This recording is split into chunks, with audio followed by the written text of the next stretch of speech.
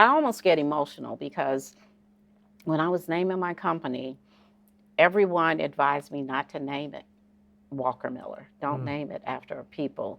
Name it something, you know, High ethereal. tech. Yes, Yeah, technical, yeah. something And that. meaningless. And I said I named it after my father and my father-in-law, two black men that worked hard as hell and gave everything they had to this country and never got a break.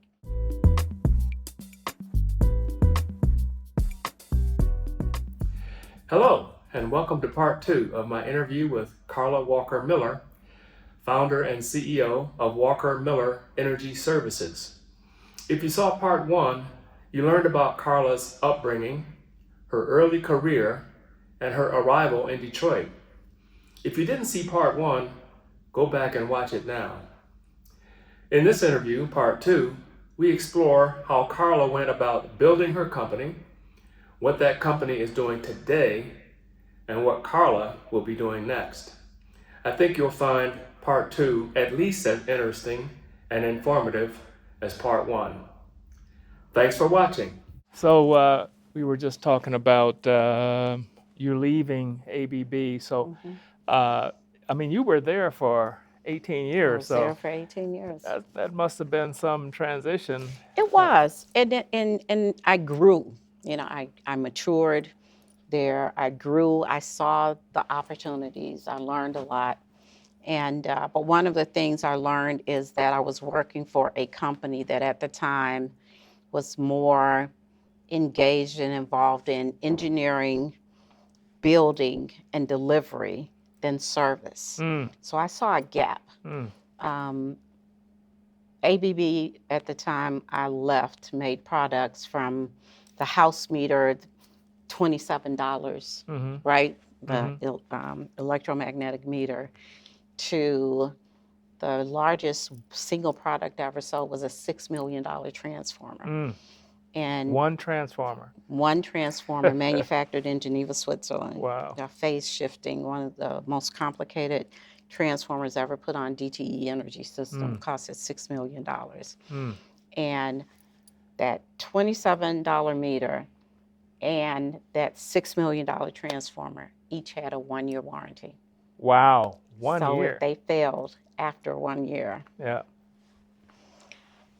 And what that meant was, and they sold, hundreds of thousands of items a year. Yeah. And so what happens, if there's a failure? You do inspections, you care, what the mode of failure was, you care about the performance of your installed base, you care whether the equipment was even installed properly or designed properly in the first place. And one of the things that many manufacturing companies did not do was aftermarket service. What happens if you have a problem? And I had a team internal to ABB that we cared very, very, very much about service after the fact. So I actually saw a gap in the market. You were responsible for sales. I was responsible for sales. But not necessarily service at that point. There was a totally different division responsible for service. So let me take a little detour because I always like to talk about the business model, right? So in terms of ABB, they were making stuff, right? Equipment. That's right. And their customer was the utilities. That's right. So whether it's like power meters or transformers or whatever, they're making that stuff wherever, usually Europe. Or was it, they had manufacturing here as well? At that time, because I left in 90, and they started moving the factories. I remember exactly when they started moving the factories out of the country, which was in the 80s. So at that time, they were still manufacturing meters and some of the large transformers here in this country. But they were moving major manufacturing. They were moving to Asia. They were moving to Mexico. Or either moving or developing joint agreements. With companies in Mexico. So they were part of that whole movement. They were part of that whole movement. So they were making the equipment that allowed these utility companies to operate, to provide power to people, selling it to the utilities. And as far as servicing those things, they had a division to do service as well, but they weren't necessarily up to snuff. It's kind of like insurance. It's not that they weren't up to snuff. It's that if they can keep from servicing it, for free, they would do that. Wait until. Just like the insurance company. If you are 24 hours out of your warranty. Okay. And so I just saw a lot of gaps in what happened after the actual sale was made. And we had a team. I had a team, a partner, to be honest, within ABB that was just excellent with service. I was great with sales. She was great with service. So we saw an opportunity to do two things.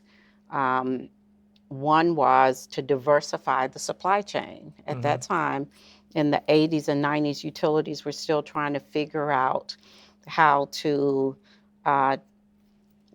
work more with diverse companies. So I did a proposal to ABB that I can still be the sales engineer, but I could do it as an independent distributor. I had managed distributors for years. I can come an independent, non-stocking distributor because at that time they were moving to just-in-time. So even the big distributors were trying to stock as little as possible. My proposal was I become an independent, non-stocking distributor. You pay me the same amount that it costed to run the office for a year when the two of us worked for you, and I will return more business than we did as ABB team members. So you're not paying my insurance, you're not paying benefits, you're paying literally what it costed to run that office, and we're going to deliver more value. And what you're doing for those distributors is familiarizing them with the product, dealing with issues that come up with the product, that sort of thing. Helping them understand the specs. Helping them to understand the specs, helping them to design their product based on their real needs. And, there were some products, as I said, the meters, transformers, style number. Really, we do zillions of these. And then there were other products that if you didn't understand how they were being applied on the customer system, then you could inspect the right product. So. Okay. And you don't want to put the wrong transformer in a particular application. Absolutely. Okay. So they took you up on that? They took me up on it. It took about a year for them to say yes. Because they didn't understand why the utilities cared whether the supply chain was diverse or not. But, this was a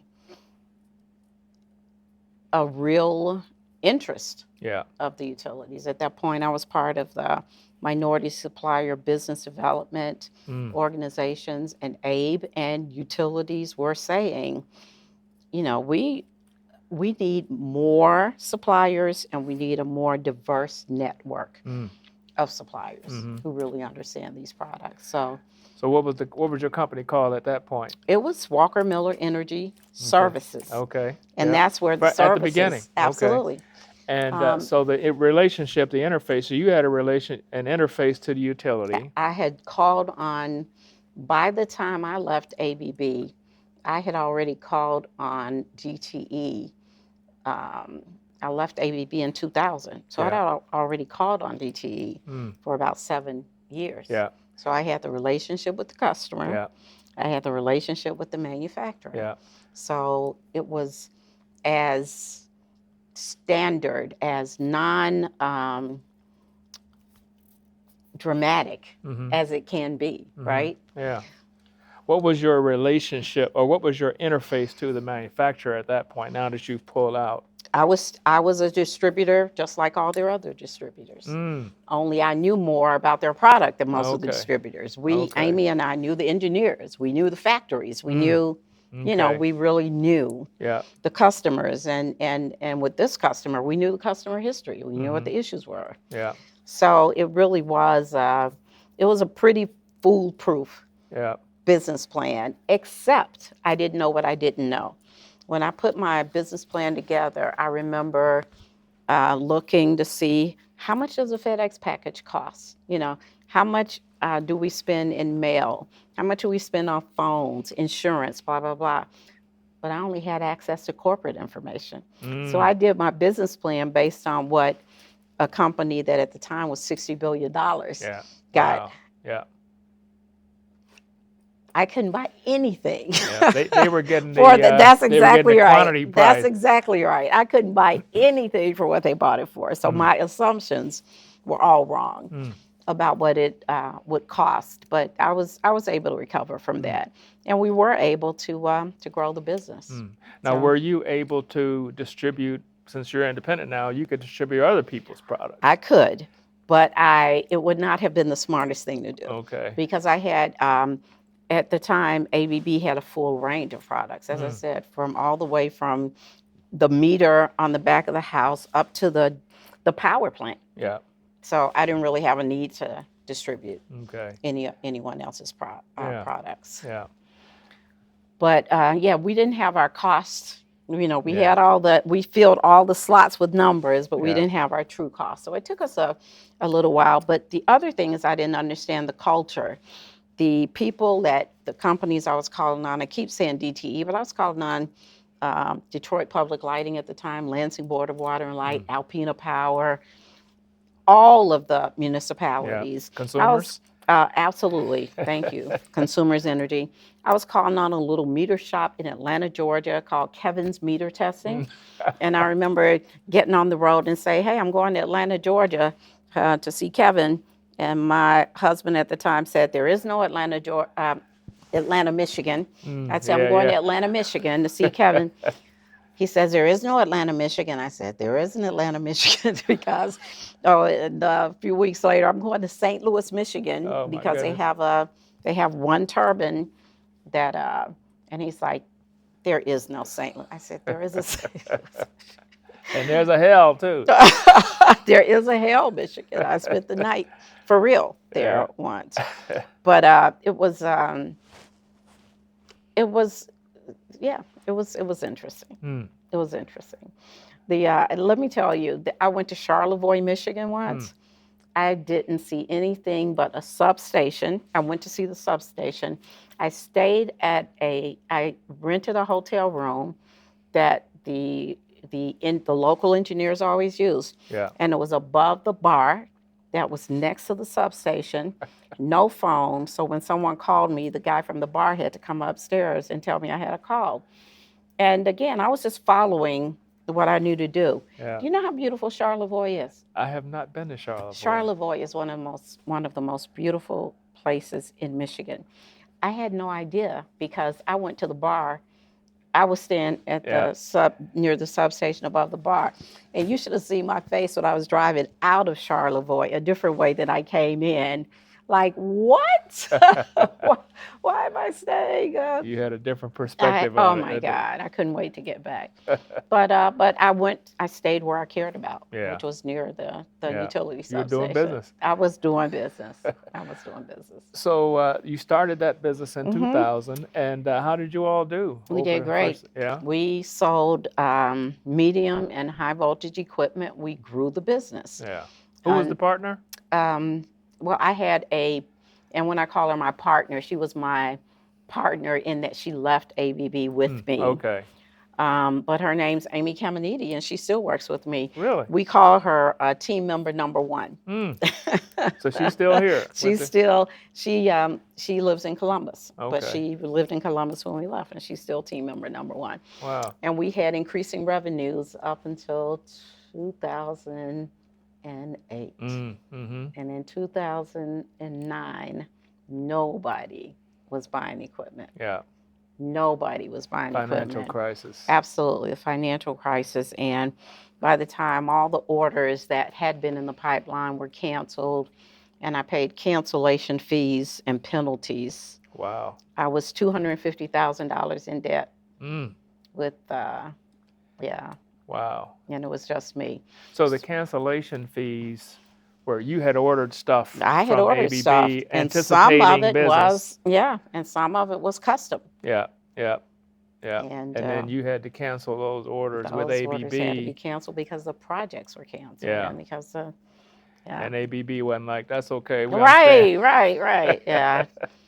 And so I was devastated. It took me about almost 2 years, and I call it getting back up to zero. Yeah.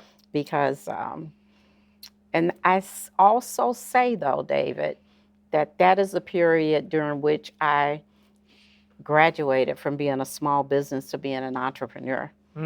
Because that's the period where I had to just figure out getting out of that hole. And luckily we had the internet, and I started buying anything online I could find and selling it for a profit. And that's how I got it. I mean, I selling sold to those utilities? Some, if I could. I remember I sold some of the first electronic parking meters to the city of Detroit. Oh, wow, okay. So you're going to be sold just a distributor and installed for whatever at some this of the point. first electronic parking meters that the city ever had. Yeah. I installed a generator for the city, a backup generator for the city of Birmingham. I mean, I was just figuring it out because even though people weren't building for growth, right? Because the economy was not growing, there was still a certain amount of building that had to be required for maintenance and stability, right? Yeah. So you go from, you're basically a captive distributor selling stuff or selling stuff and supporting stuff for ABB. And that business kind of goes down. It goes away. And so now you're saying, okay, I still can sell stuff. I still can support. No. I still have to because I owe some people who want their money. So let me find what else. But so you had to find new customers. I literally was scouring the internet. Wow. And for products and for customers. For products and for customers. I sold some generators to a community college in Orlando and had them delivered. Now, did you make distribution agreements with these people, or were they kind of one-offs? It depends on if some companies required a distribution agreement. Some companies I was not buying from the manufacturer, I was buying from the distributor. But if I was bringing the distributor a new opportunity, then he would often cut a deal, decrease his margin because he didn't have to do anything but ship the product. He didn't have to, he didn't have to go through the sales cycle at all. Now, you had a situation, I know in the telecommunications industry, you had distributors that would buy and resell, and you had manufacturers, reps that would sell for a commission. That's right. Did you do both of those things? Or I didn't because, so every now and then I did the manufacturing rep things, but the margins were typically much smaller because you never took ownership of the product, which is interesting because technically I never took delivery of the product, but ownership passed to my name once the product was shipped. But you were drop shipping. But everything, that's right, everything was drop shipped. Not once did I ever bring something into my warehouse. That's good. And reship it, right. Yeah, okay. So you reconstituted the business after the financial crisis. But then the way that I came to know about Carla Walker Miller and Walker Miller Energy Services is the whole, what do you call Energy efficiency and clean energy. Yes. People coming to the house and, hey, we can, save you some money here. So tell me how that whole thing started. And when did that start? Sure. The same time that the recession was starting up, the end of 2008, the enabling legislation for the state of Michigan to create the energy efficiency market, which means that every ratepayer pays into a pool of money. At that time, it was called an energy optimization surcharge, pays it to the utilities, and the utilities take that money and apply it to programs for every ratepayer class to help people to help existing customers figure out how to decrease the amount of energy they're using. So I'm curious, I've always been curious about this. What motivated that legislation in the first place? That was Public Act 295 under Granholm. And the loads were growing. Again, it was passed in 2008, but it was on the books. It was being debated before that. Loads were growing. Utilities wanted to continue to build power plants. And load growth was the main driver for building a power plant. But building a power plant was expensive. You have the emissions, you have increases in rates. And nobody's trying to increase rates. So the Public Service Commission, one of the things they said was, we will entertain your request to build more power plants if you will help the people and the companies, because it didn't matter whether you are single family, commercial, whatever, if you will help them to use less energy. Because another way to delay having to build a power plant is to shrink your load. Yeah. So instead of building a power plant, how about we reduce the energy waste? Mm-hmm. Yeah. So what's always been interesting about that to me is you're asking the power companies to make less money. You are directing the power plants. Yeah. You're telling the power plants you're not going to give them Yeah. money to build a plant. Power utility companies make money when they build. So it's not just that they make money selling, they make money on the construction. How is that? Of plants. When they are granted a rate, yeah, then they can make that rate on just about any activity that they're doing. So the more building and construction they do, the more money they make. So if they spend $100 million on a plant, they get a and percentage they've been granted of that a rate, then they can. Oh my goodness, I didn't realize that. Yeah. So but the Public Service Commission, again, utility bills were getting out of control. Shutoffs and disconnects were growing. And the energy burden, there was just a lot of information, a lot of studies about the energy burden. And then at that time, there was not as much skepticism about climate change and the damage that fossil fuel plants were doing to the country. Yeah. So the two requirements that the Public Service Commission put on the state, or two of the requirements that impacted me, was that you have to help existing customers reduce their energy consumption, and you have to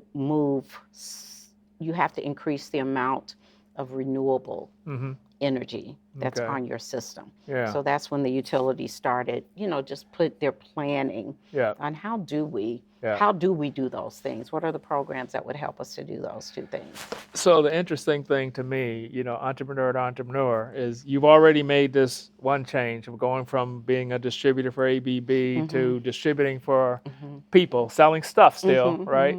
And now you have the foresight, I would say, to see this new opportunity, which is it's a different thing. I mean, it is a totally different thing. The customer is still a utility, but it's a different business. And the interesting thing is the contract is with the utility, but I went from having 10 utilities around the state to having, one year we had 20,000 customers, because our customers were residents in single family homes. Yeah. So I went from the commercial customer, literally my customer was the utility, who they were applying the equipment, to my customer being someone who was using incandescent light bulbs that were using all that energy, and I'm trying to help them understand not LEDs, but compact fluorescent, the curly Q light bulbs. Those I'm trying to help them. Inconvenient. That's right, the transitional light bulbs, yes. Yeah. And helping them understand insulation, helping them to understand efficiency. Yeah. Right? But what motivated you, or how did you make that move to go into that business? Desperation motivated me. How did you become familiar with that opportunity? I mean, just being in the energy industry, you really do understand that the Public Service Commission or the regulatory environment determines what business opportunities are available based on what they allow or demand, or allow or mandate. Because the energy efficiency programs, those were mandates. Those were not optional. Now, one of the things that's really interesting, though, is even when I was in utility energy, I was very, very, very aware of the number of people that were having trouble paying their energy bills. It was nothing. I'm a member of a church. I'm a member of a community. And electric shutoffs were and still are a real thing. Yeah. So I had started doing workshops at my church and other places to help people understand. I started this nonprofit called DEEP, Detroit Energy Economic Partnership, to help people understand that energy use is not a tax, that you pay for what you use wisely and for what you waste. Yeah. The three things that determine the energy consumption or the energy bill are the shell of the building, the systems in the building, heating, cooling, water, and your behavior. Yeah. And so if you really do want to decrease your bill, we talk in terms of bill, not consumption. Yeah. But consumption drives a bill. But if you want to decrease your bill, you have to pay attention to the shell, the systems in the building, or behavior. And helping people to understand that there are low-cost solutions, there are no-cost solutions like zero, behave better, lower your thermostat, put on more clothes, put plastic on your windows, depending on what your situation are. There are things you can do. And then there are low-cost things, and then there are investment-grade things. But those are your only options. Yeah. And helping to educate people to understand that. So when this legislation passed and this energy efficiency industry was created, I guess there would have been an opportunity for the utility to say, okay, we're going to hire all these people and we're going to go out here and do this stuff ourselves. They chose not to do that. They didn't. And so the Michigan market was created, again, with 2008 legislation, but California, there's so many states that had already done it before. So when the RFPs came out, companies from out of the state came in and swept 100% of that business. Oh my goodness. So the interface business. That's right. And they're called implementation contractors. But there was also an opportunity to be what is called a trade ally, meaning you work the programs of the business, but the real opportunity, the money, is in what I do now, which is the implementation contractor, which means you take a contract directly from, you compete for a contract directly from the utility, and then you manage the budget and all of the KPIs for that contract. And you hire your subcontractors, and you manage to that contract. So you starting out with this thing, and I know you're into all kinds of things now, which we'll get into in a few minutes, but in implementing this program, you would go to the residents, go to the ratepayers, and offer them lots of ways that they can reduce their bill, basically. Mostly for free. Yes. To them, because every ratepayer, everyone that has a meter, is paying in for a pool of money. Now, when you say they are customers, were they paying you, or I was paid by the utility, so the money goes to the utilities. And so they're the beneficiaries of your work. The people are the beneficiaries, whether they're residential or commercial or small business. They're the beneficiaries, but the utilities were the program, the people responsible for the programs. And I'm curious, overall, how has that gone? Has the the load been decreased significantly over time as a result of this activity? Yes, for every $1 that's invested in energy efficiency, there's something like $4 saved. So it absolutely has been proven. There have been numerous studies, and even though that legislation was passed in 2008, it's still in effect. Different iterations of that same legislation are in effect today. After the 2008 program, Dr. Tony Reams did a study in probably 12 or 13 that showed that way too much of the money was being spent on affluent families. So the Public Service Commission increased the amount of dollars from those programs that go to low and moderate income families. So they've refined the programs over the last almost 20 years now.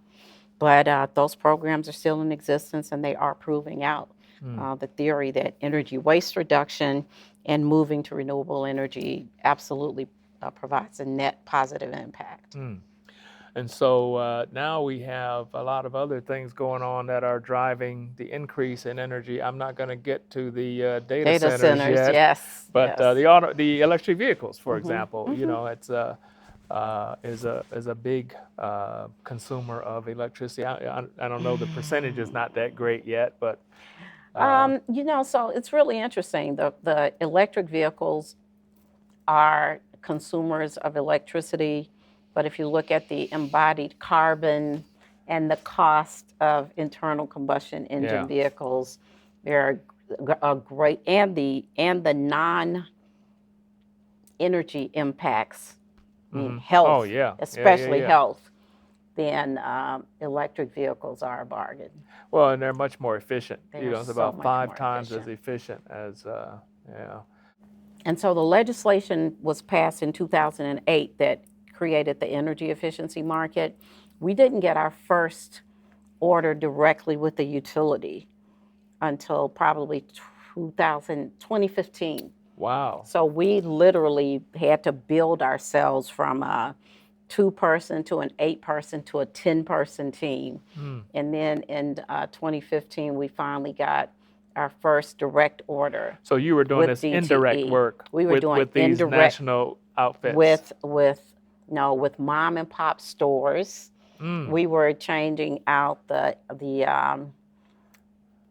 motors in the cold cases in 7-Elevens and mom and pop shops. We were How are you being changing paid the for that LED work, lighting the same way. So we would go to a store. Yeah.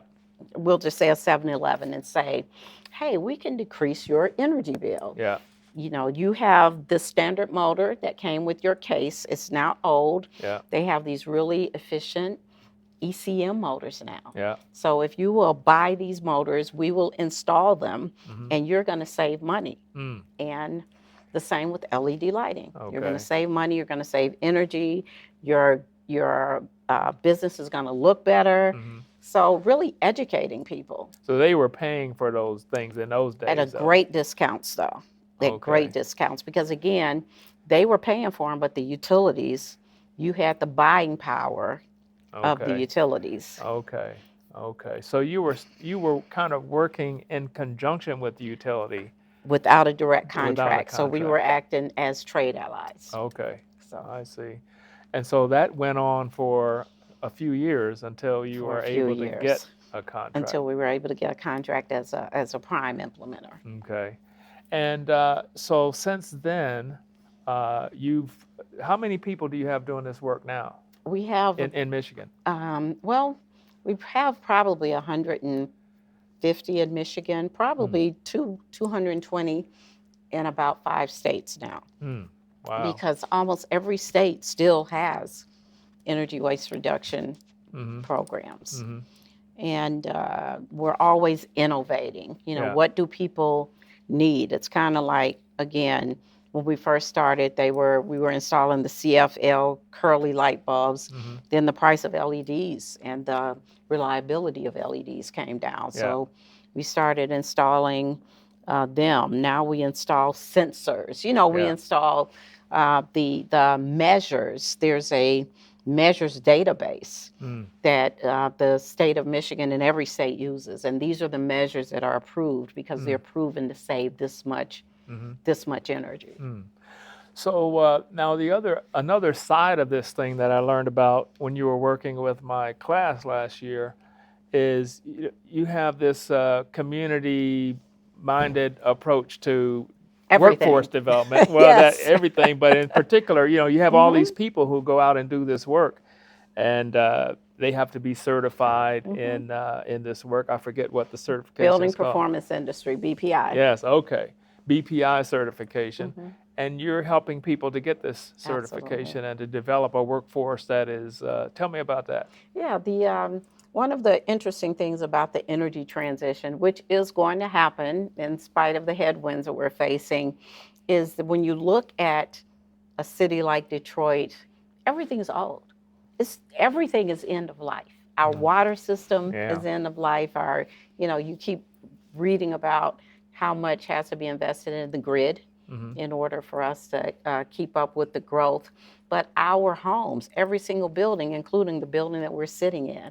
And I tell people, I don't care what building you're in, it probably needs to be retrofitted. Your home, your church, wherever you go to exercise, your grocery store. Yeah. So the opportunities to evaluate a building and actually use building science to determine the best return on investment as you replace the built environment. And I'm focused on buildings. That's a skill that most people don't have.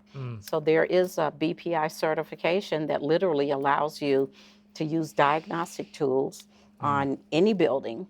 For residential, it's BPI, and say, I know you think you want to replace windows, but I've evaluated your building, and your best return on investment that's going to save you the highest amount of energy is insulation, it's air sealing, it's lighting. So you literally go into a home and give someone a prescription for their home and give them the cost and the return on investment. Yeah. And what's wonderful about that opportunity is that you can get paid for the audit, and then you get paid by either self-performing any upgrades that the resident can afford or referring them to an HVAC contractor or an insulation contractor or whatever.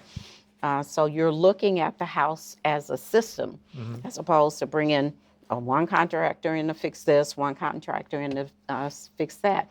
The other thing is that I love about BPI is there's a huge safety element.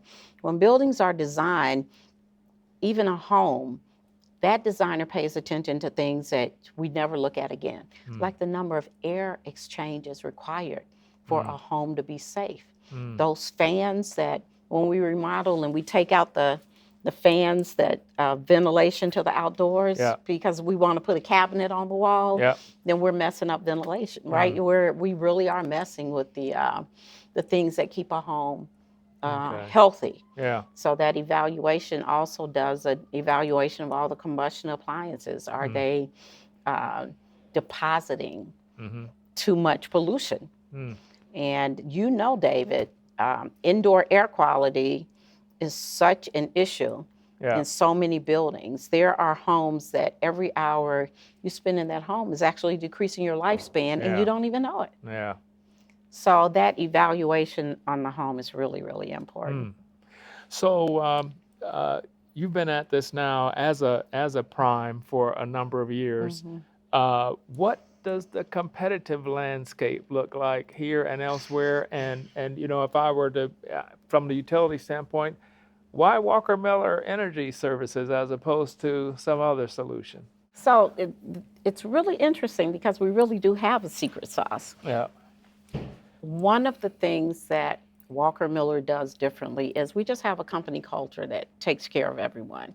And when we talk about our core values, we have this set of core values we call Beehive. I'm going to go through them real quickly. Boldly go. The B is for boldly go. The E is for embracing equity. Boldly go. Yeah, boldly go. Yeah. Like, hey. Yeah. And I'll tell you where that came from, just because you mentioned it. My natural inclination is to be an introvert. Yeah. So very frequently I have to talk myself into doing what I know to do. Typical engineer. I absolutely do. I have to talk myself into it. Yeah. And I think a lot of people feel that way. So encouraging you, if we may have all these disagreements and discussions, but once we make a decision, I need you all to default to action, boldly go. Yeah. E is embrace equity, our newest core value. And, we talk about equity a lot, but I absolutely believe that we don't all start from the same place, but everyone deserves respect. If I'm going to bring you into my company, I want you to really believe that you have the same opportunities as every other person to rise or to fall in this company. So we really do recruit a diverse team because we're required to serve all types of people. So our team should look like Michigan, it should look like Detroit, it should look like this country. H is humble confidence. shouldn't even have to explain it because everybody understands confidence, but I think humility is underrated. People care more about the fact that you care to help them than they do about you just knowing everything. And we like to work with good people. We choose who we do business with, and humility is a strength. I is inclusive stewardship. We already have this inclusive team, and we're committed to being stewards, not just people that pay checks. V is value reputations. I'm from Tennessee. I can't tell you how many things my parents used to say about our family reputation. But we value the reputation of every single person on our team and our customers. And it is an extraordinary experience. My corporate experience, which I literally learned over time, decided to describe as trauma because it was unnecessary. And people are still going to work trying to earn a living for their families and being mistreated and traumatized, and that's not necessary. When someone comes to work for me, I promise that I'm going to try to give them that I have a team that's going to try to give them the best experience they've ever had working for a company. And the only thing I ask is that you try to give us and our customers the best experience they've ever had dealing with the company. Okay. I think that our relationships can be supportive and regenerative and kind and loving and extraordinary. Customers need their KPIs delivered with the least amount of stress and strain and drama as possible. And we are determined to be the easiest implementation contractor to work with, and we prove it all the time. And our biggest growth strategy is keeping every customer we want to keep, and we've managed to do that. So while our competitors, will do an implementation contract for a cycle or 2 cycles and then get fired for non-performance, we basically keep our customers for as long as we want to keep them. You're talking about on the utility side. Absolutely. On the utility side, on every side, because we make our customers feel valued, and we make our customers feel that we want them to win because our job is to help them win. So you'd be surprised what a strength being easy to deal with and meeting goals. Oh, yeah. Well, I was going to say this toward the end, but sitting here talking to you and seeing Carla Walker Miller, now I understand the Walker, right? Why the Walker is still there, because that's the Walker family culture. Absolutely. That is coming through, that you are implementing in this business. I think you're the first. So I almost get emotional because when I was naming my company, everyone advised me not to name it Walker Miller. Don't name it after people. Name it something, ethereal. Technical, something. And meaningless. And I said I named it after my father and my father-in-law, 2 Black men that worked hard as hell and gave everything they had to this country and never got a break. And when we are in someone's home, I tell people, my brother, who used to be my COO, said, I want you to treat that customer, that little old lady, I want you to treat her like it's your mother. And I said, no, I don't know how you treat your mama.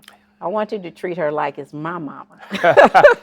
Treat her like it's your boss's mama, right? Because I know how you would treat your boss's mother, right?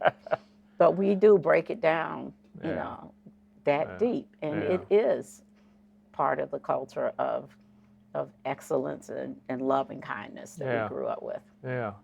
Well, I know, again, looking back, you've gone from, the corporate life and that experience to being a distributor, a captive distributor, to being a business that is selling stuff, to being in the energy efficiency industry. So the natural question is, where do you go from here? What's next? What challenges do you see? What opportunities do you see at this point? The biggest challenge is the political climate, right?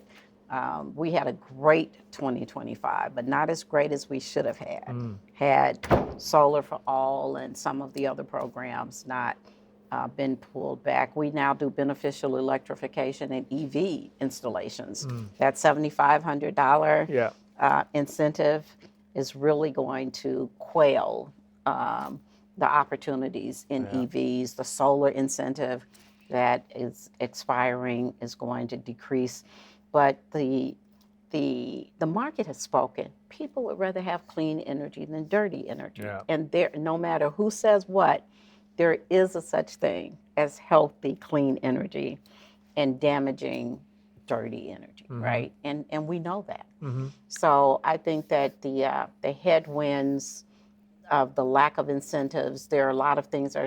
How are we going to finance the growth of this industry is a question that we haven't had to deal with for more than 3 years because we had it. But it's going to happen. It's going to happen. Positioning people to really take advantage of the growth in the industry is probably the most important thing. Diverse people are more likely to serve diverse communities, and every community deserves to be served. So one of my biggest commitments, one of my biggest missions, my self-imposed assignment is to diversify the industry, to invite more Black, Indigenous, brown people, more women, more people who don't identify as the norm in clean energy. So that we are addressing every community and giving everyone an opportunity to not just get a job, jobs are important, but to start a business, to expand a business, to innovate, to provide thought leadership, in this industry, because there's so many things that have to be figured out. And what's next is what's now. I mean, everything that we can think of is, it's happening right now. We're making things happen. We're figuring out not just EV infrastructure, drone infrastructure. We're debating why data centers have to create so much pollution and use so many resources, right? People are trying to crack the code on some of the biggest issues and problems of the day. And we're part of that. One of the things that keeps me up at night, which you haven't asked, is the fact that we're not addressing, we don't have a contractor force that can address a lot of the issues. I wanted heat pumps when I replaced my furnace 5 years ago. I might as well have been asking for a spaceship to replace my furnace because the contract community talked me out of it, priced me out of it because they didn't want to do it, and did not bother to understand the technology. So there's so much work that needs to be done with the contracting community, helping people to move to the newest technology, because that really is a barrier. I wanted a driveway with pervious pavement and drainage and some things that would bring my DWSD drainage bill down. And that's like rocket science. So helping innovators and inventors and contractors come up with solutions that are going to serve us better, so that we're not doing things that are going to cause our communities to flood faster. And well, that kind of motivation helps me understand what's behind this recess conference. Can you just in a nutshell tell us about that and what you're doing there?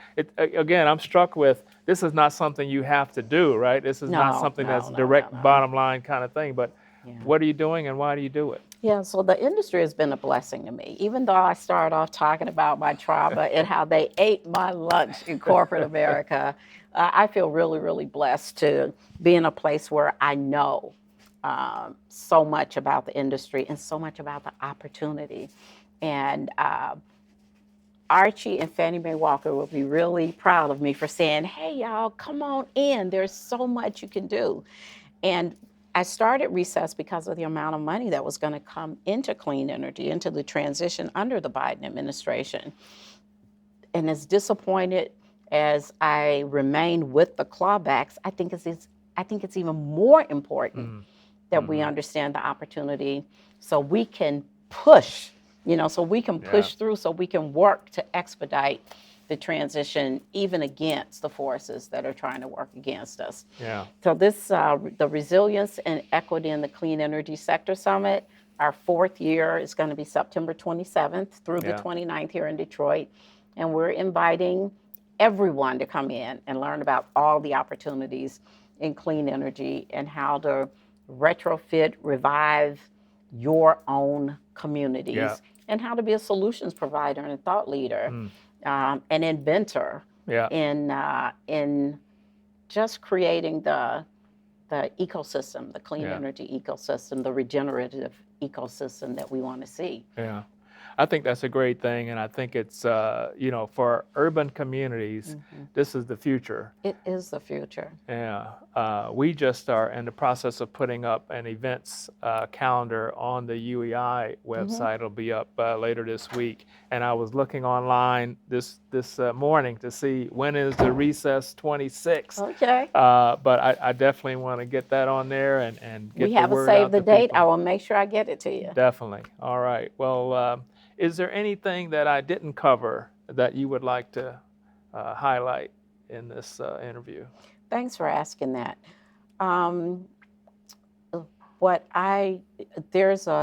You are an entrepreneur, have been for a long time, and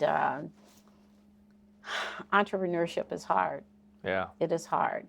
And one of the things that I started saying, I have a quote that I made up to help keep me encouraged. And as someone in renewable energy, my favorite quote by me is, "Courage is a renewable resource."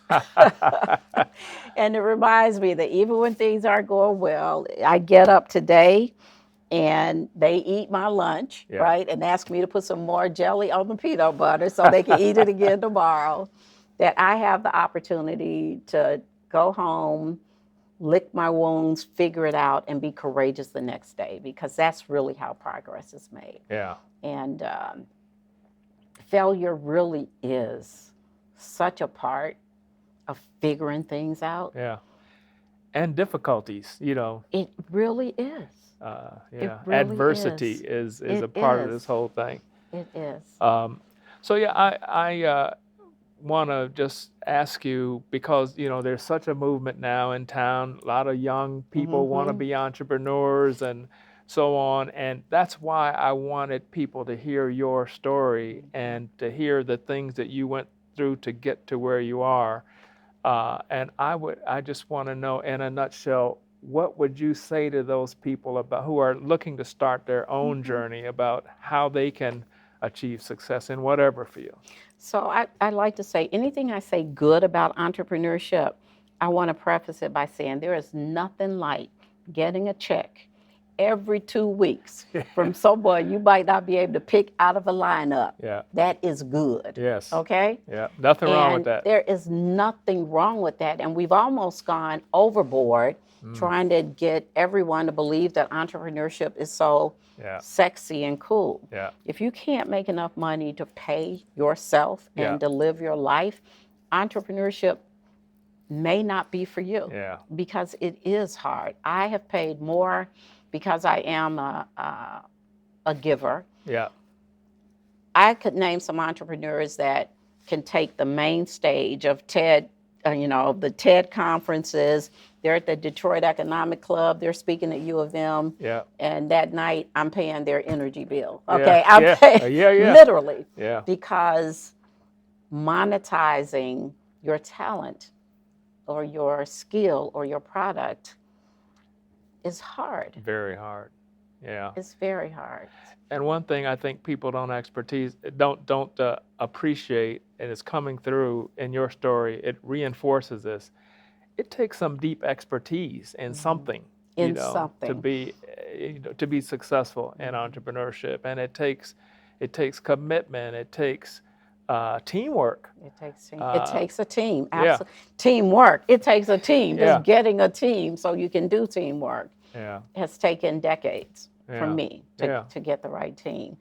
And so one of the things that I say sometimes to my friends to help them understand how hard this journey was I had a plan, because we're engineers. We didn't just jump into this.